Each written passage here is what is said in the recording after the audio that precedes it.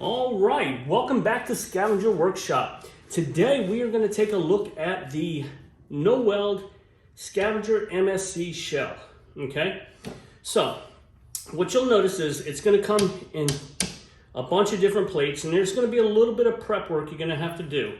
The tools you're going to be required to have is one of these countersink drill bits, right? You're going to need Allen wrench for the screws, and it requires that you use all the same screws. It's going to be in the part list. I haven't gotten around to doing that yet. And you're going to need a socket wrench and a crescent wrench. So, all right. First thing you want to do is you want to dry fit everything and make sure you have everything. All the holes that need to be countersunk, you want to mark them with a pen so that way you don't accidentally do, because some of the plates are identical. You don't want to do the same side on each plate. So go ahead and countersink all your things. Go really slow when you do that, when you drill them, and then just make sure after you do a little bit, you check you get your bolt here and you pop it in, and then you should run your finger over and it should feel flush or a slight indentation, right? Because later on, if you want to paint it black and have it all fancy, you're going to want to skim over these bolts with some putty, so that way when you paint over them, you don't notice the bolts, right? All the bolts are going to be flush. The bolts that do the top of the shell, most of them are going to be hidden by the greebles, like the top greebles in your side panels, and we did that on purpose so that way there's a little bit less work you have to do there, right? So once you get everything countersunk and everything's flush, you want to get your two most bottom plates right here, and then just temporarily bolt them together on the four corners with bolts, so that way they're locked in place, right?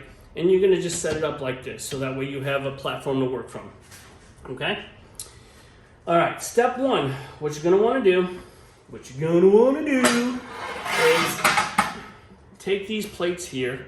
These are your side plates, and then you're going to put a slight grind with a file on these tabs here. Not that tab. These tabs here, the bottom tabs, because when you set them in there, right, it's going to go on this side actually. When you set them in there, they're going to be at an angle, so when they drop into these slots, right, they drop in smoothly like that, and you've got this flush. If it's not flush here, grind a little bit more, and the angle is going to be actually directly straight up and down when this is on an angle here, so that way it drops in there and it's flush. You're going to want to do the same thing to both sides. So go ahead and pre-install these plates here on your on one side, and then you're going to drop that in as well, right? So these little tabs that are on the sides, sometimes they're going to be a little tight in there, and you might have to use a little pressure or use the screws themselves to get them in there. Okay, so once those are in there like that, and you'll notice they stick out on the ends a little bit here. We did that on purpose so that way when you grind it flush without the screw, because the screw's going to be a little countersunk, you're going to want to sand it flush. These little tabs will disappear once you sand them down with like an orbital sander or something, and you won't ever see them again when you paint it, right? So, and when you put your bolts in here, make sure you use some Loctite, some of the red Loctite right here. This is the permanent one. I'm not going to do it because I want to take this apart again, so whenever I do other tutorials and whatnot, right? You'll notice in this video here, these little slots here are a little too big. That was a mistake we made. We have since corrected that in the actual file. So your nuts will slide in there and they'll be locked in place. I'm gonna have to use some washers for mine, because I'm definitely not gonna get it recut. I'm gonna have to use some washers for mine just so that way it's all in there good and I don't have to worry about it. So once you have these two plates in there, you're going to want to put your nuts and your screws in there and lock them down tight. Now we try and make all of this stuff as user-friendly as possible, so you'll have minimal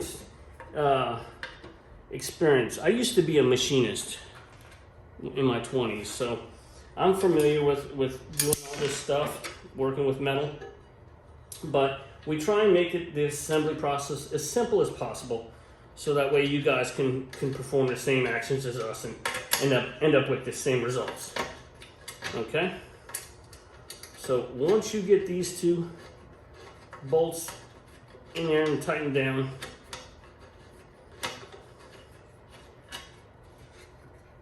you should be good to go, okay? So you'll notice the parts in the front kind of push in a little bit. That's okay, because when you get your side panels right here, make sure you assemble these two. You're going to want to put them in here at a slight angle, and then they should pop like that, right? And then you're going to just pull them flush, and then tap them in place, right? Sometimes you have to work with it a little bit because it is such a tight fit.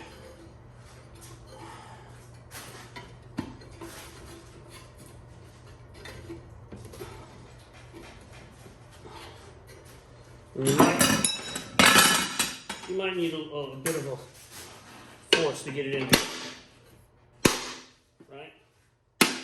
You'll notice when it fits because there's slots at the bottom of each one of these plates that fit in the corresponding tabs here.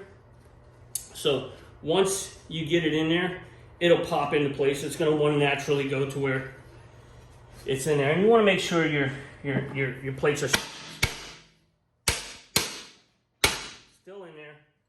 You might have to beat them a little bit to get them to back into their respective slots, because naturally they're going to want to pop out. Once you get that in place, you're going to want to do the same thing.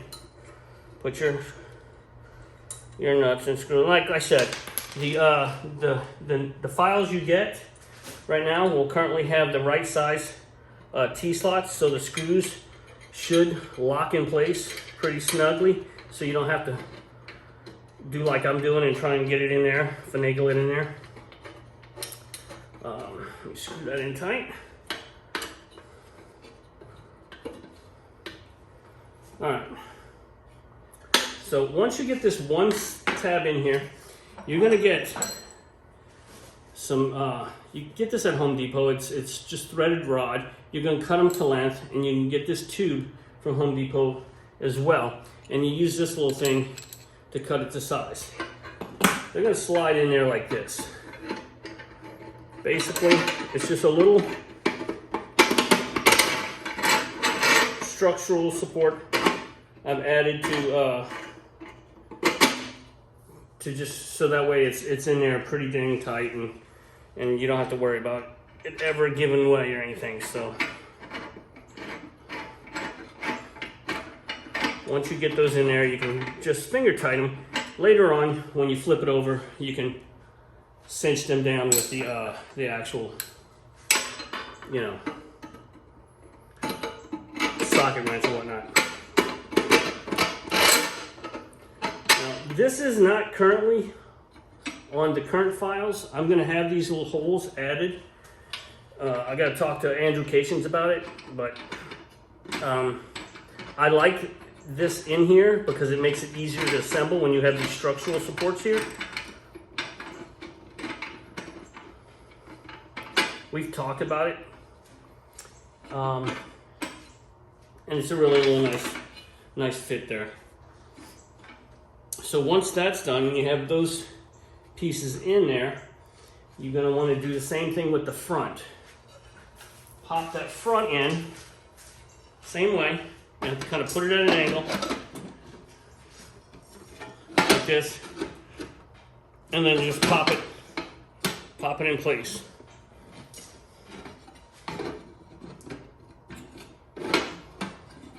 Okay.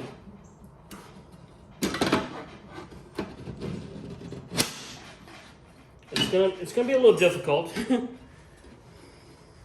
because the way these things fit, it's kind of keyed in places, and then you're just gonna want to tap it in place.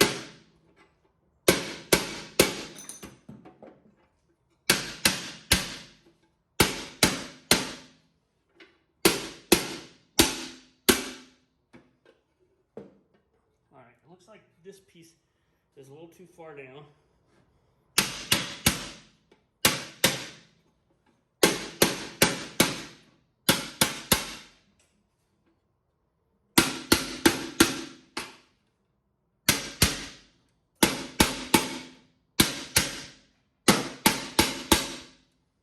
Might have to just do a little bit of adjustments here and there. You don't want to beat on it too much because you don't want to, you know, have all these marks on it. But earlier I had it, oh, there it is.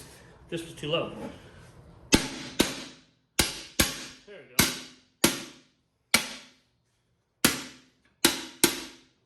go. Once that's in place, like I said, everything is really snug fit. That's what makes this thing work so well. Once all that's together, I'm going to put that other bolt in here. Like this. Also, what I didn't mention too, these tabs, in this angle like this, you want to file these straight down as well, like this. So that way when you put the top on, it just falls right into place.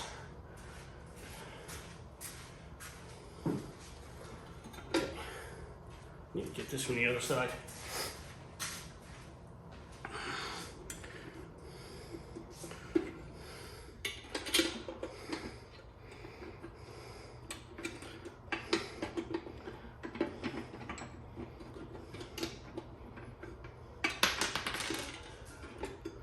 All right, it might just be a little low. All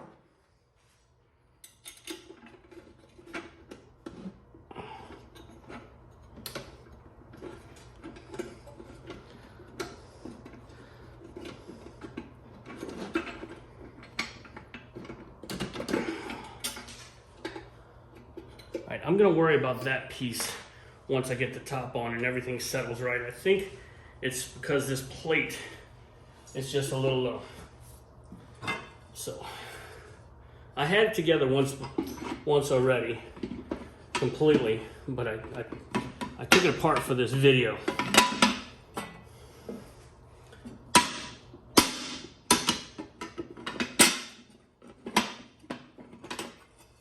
that wrong? It was on the wrong side. All right. Yeah.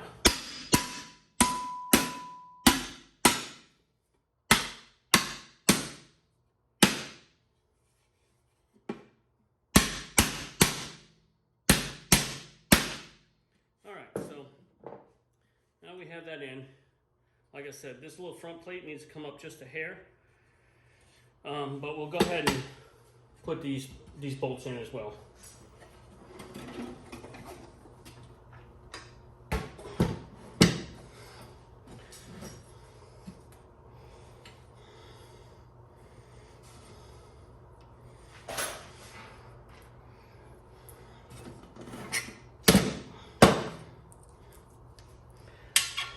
Same thing as the other bolts. Just want to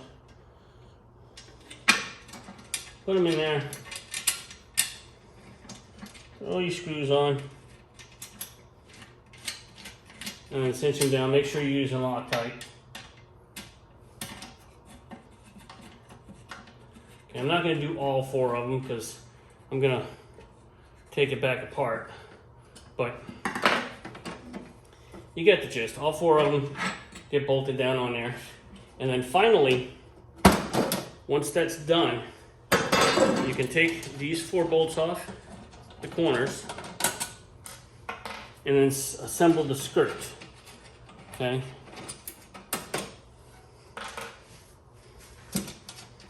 We'll also have Word document with the tutorial as well, so you guys have some, you know, a static instructions as well, so you don't have to keep rewinding the video and checking it out. It's pretty straightforward and simple. So the way this part works right here is the skirt itself is going to slip right over the everything else. And this skirt right here, this one here is slightly smaller than the others in the width. So that way the pressure, when you put the bolts in, that's what keeps this whole frame together, everything assembled tightly. You might have to file a little bit of edge on here this way, because I notice it buckles a little bit in the front, but that's just part of the work, because you want it as snug as possible so there's no rattling and whatnot. So you're gonna go ahead and throw all your bolts through here and sit them down. These bolts should be flush as well, so that way when you sand it down and then you paint it, you can fill them in and then paint over them, and everything will look nice. I was also talking to one of the guys, and it's maybe possible we can get some 3D printed plugs, so you can just push some plugs on there as well, for those of you that just want to have some black plugs pushed in and just spray pack. That way you can peel the plugs back out and redo it. So that's pretty much it for this thing. Once you're done with getting it all dry fitted and sanded, filed and assembled and everything's locked down, then you can go ahead with a file or a grinder and grind down all these edges, so that way they're kind of rounded off, and then just finishing work from there. But this thing is very solid. You guys have seen me stand on it. You guys see me jump on it in one of the videos. Once you grind all these edges down, all these tabs will disappear once you grind them.